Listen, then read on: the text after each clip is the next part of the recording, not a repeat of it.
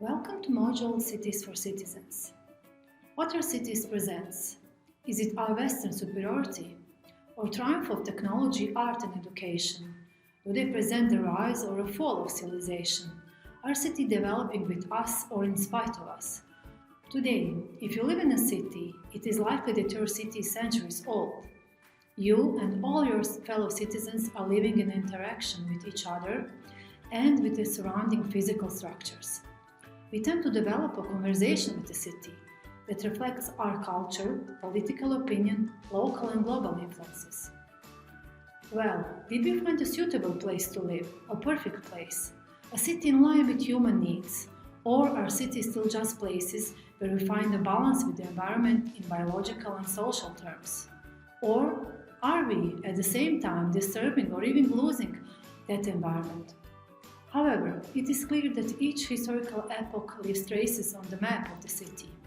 As a city presents a dynamic place, we recommend that it should be considered as an interaction between different commonly defined and often even uncoordinated, more complex, opposing segments' interests. These interests come from different citizen groups or individuals of each city. Contemporary tendencies are shifting our focus from cultural and recreational areas to consumerist one. If we start from the previously established assumptions that the dynamics of the city are changing because the needs and lifestyle are varying, it becomes necessary to recognize modules and tools for adapting cities. It becomes necessary to redesign and transform the city for life or cities for citizens. We face new challenges, more complex than even before, ranging from urban population and migration to climate change and limited resources, and finally, lowering of norms and values that should be important in a healthy society. So, when we're talking about a healthy or recovered, redesigned cities, that may be more important. It is important to start by recognizing and adapting with the same principles and with the same starting points as cities have had through development times. The city is a mixture of physical and emotional sequences, and it is not recommended to forget any of them. Certainly, cities have the ability to reinvent themselves. There are many examples in the long history of cities. Paris, for example, and his reconstruction plan, or London and the recovery of industrial cities in Europe. But also today we can talk about the new rediscovery of Copenhagen and Jan Gehl's intervention to recover the city, or Vienna as a healthy city according to all aspects, and Barcelona as a rediscovered city in the process.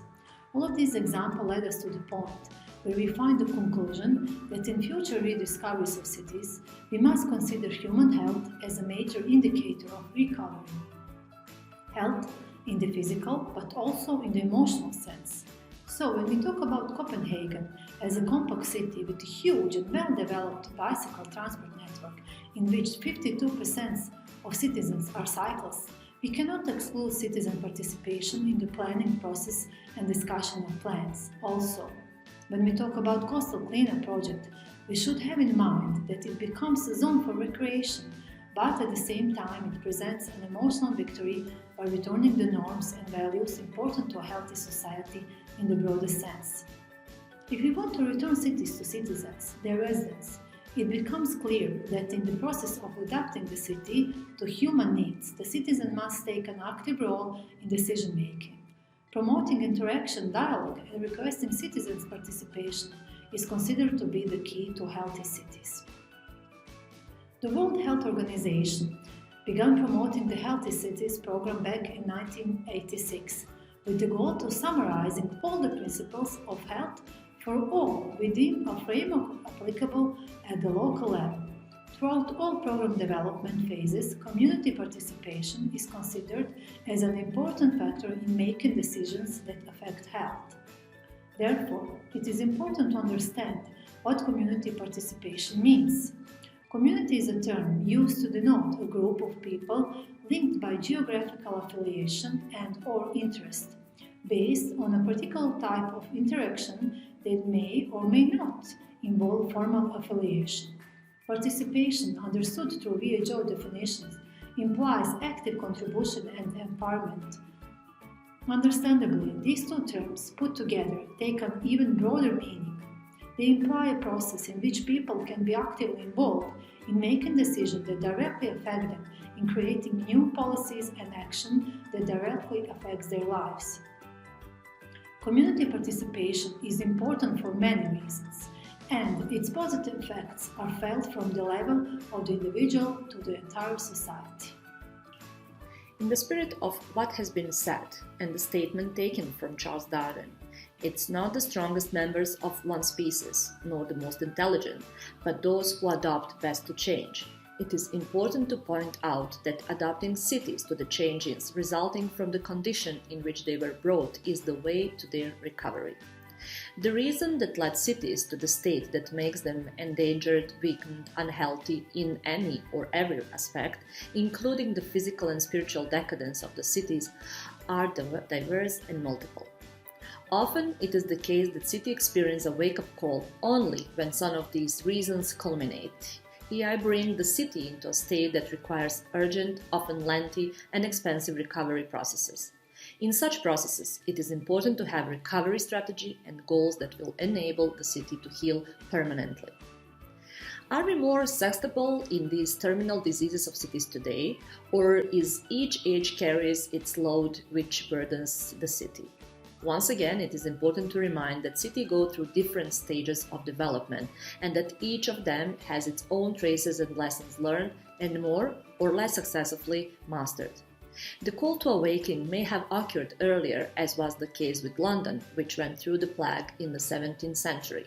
In the 19th century, it went through the changes affected by industrialization, all the way to the change in urban fabric that occurred as a consequence of heavy pollution that resulted with the death of over 10,000 inhabitants due to smoke poisoning. Each of these causes that have threatened and stability and the comfort of life in London over the time have been at the same time the driver of some positive changes, but the fact is that only recently these changes have been approached systematically and strategically. The World Health Organization provides a list of healthy city indicators, such as air quality, noise level, natural environment, physical activity, temperature, and their optimal values are known and defined. Equally, a set of recommendations has been defined that must be followed for a successful path to a healthy city, a city for citizens. So it seems easy to bring the city to recovery, and yet there are many cities that are in one or another way still unhealthy. One of the cities that passed the terminal phase of endangerment and emerged from it was as a healthy, highly resilient city is Copenhagen. Since the 15th century, Copenhagen has developed as a trade and port center, whose silhouette in the 19th century, along with the largest Danish port, was completed by high factory chimneys and concrete silos, and the sky above the city was encased in smoke. In 2011, due to heavy rains, Copenhagen was completely flooded in just 2 hours, and it was a strong signal that the city must undergo fundamental changes. The next 3 years brought a specific plan for Copenhagen, which the city administration adopted with the help of the professionals and is implementing in cooperation with citizens who say that the key to success is the trust they have in each other. Planning with the citizens and for them, applying the postulates of integrated planning, the city administration working intensively on renewable energy projects, modernization of the bicycle network and the general traffic model, carried out a water purification project in the city port, so once the most polluted part of the city becomes city beach. In just 3 years, the city has solved the problem of potential new floods. The settlements that are being built today are respecting lessons learned from the 2011 flood and the provision of CO2-neutral city, according to which Copenhagen will be CO2 neutral by 2025. New settlements with large green areas are a set of Energy Plus 2 buildings with green roofs and facades within which the communication of the neighborhoods is intensified. As much as 55% of energy comes from the renewable sources, with the aim that 90% of households are connected to central heating, whose production use wind, biogas, pellets, and a large number of public buildings are already connected to central cooling using the seawater. In order to get closer to the set goals, the administration of Copenhagen is working intensively and on optimizing the traffic, which is adapted primarily to pedestrians and cyclists. So today, as many as 52% of inhabitants of the city use bicycles as their means of transport. The city's public transport network is adapted for cyclists in such a way that cyclists could go on the train with the bicycle. This approach to urban recovery led Copenhagen to the title of Blue and Green Metropolis of Europe in 2014. More importantly, a resilient, sustainable and healthy city which invests knowledge and money in projects that benefit both the environment and citizens was created.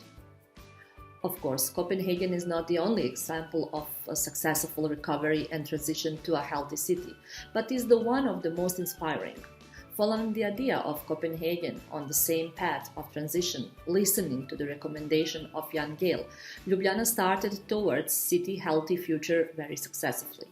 Again, the decision had to come from the city administration, but the partner had to be a citizen, while the profession had to be a part of the implementation process. This went from the idea through discussions and advocacy to the Sustainable Urban Mobility Plan in 2012. The trial closure of Slovenska cesta until the finalization of the pedestrian center as part of the Ljubljana rehabilitation project, citizens participated in each phase. Vienna decided on a similar model when establishing the pedestrian zone in Maria-Hilfer-Straße. Of course, community participation is not something that is easy to achieve and realize. The examples briefly presented here help us to study them, to learn lessons from the past and experience in order to apply good practices. We will certainly encounter obstacles coming out from a long history of a culture of non-participation, a lack of self-confidence and lack of skills to actively participate in decision-making and processes that are crucial to an optimal quality of life. Developing a relationship of trust within society seems crucial. A model of listening and communicating with each other is necessary for the success of any endeavor. As previously stated, a city of citizens is a city of optimized quality of life in the community. Citizens will accept new ideas if they are adequately presented with a goal strategy, if it is well communicated, and ideally if the advocacy of the set goals is checked through pilot models. Otherwise, the project becomes an end in itself, and very often we have a completely opposite result from what was originally desired. In conclusion, citizen involvement is a long-term process requiring a determined and responsible city administration that wants to hear, citizens willing to listen and build a relationship of trust, and a professional and academic community focused on common interest and ready for new and modern methods and tools. At the same time, the path to a healthy city with optimal quality of life, a city that is resilient to change and challenges, must be based on civic participation. Thank you for your attention.